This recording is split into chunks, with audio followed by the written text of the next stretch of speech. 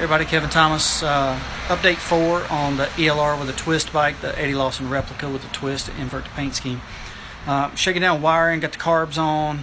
Obviously I'll have to put some exhaust on. I've got some old chopped up exhaust I can throw on here if we get close, but I want to share a quick little video with you. And one of the tricks that I do, one of the things a lot of folks struggle with are getting the carbs on and off, particularly back on after you've had them off to clean them or whatever. And I want to share with you what I do with the boots. So as you can see, the photos from yesterday and then the and obviously now you can see I've got the carbs back on, but one of the things that I do is I boil the boots. I know that may sound a little weird, but I put the boots, alright, so I got this old empty tub of towels, you can see the grease down in there.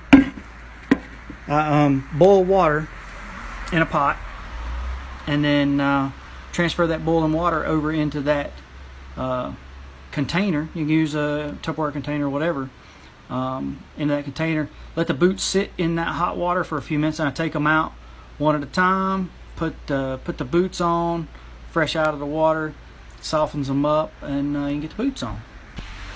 So just a little tip. You know, when you take carbs off and on as much as I do, you look for little things like that, but that'll save you getting them back on.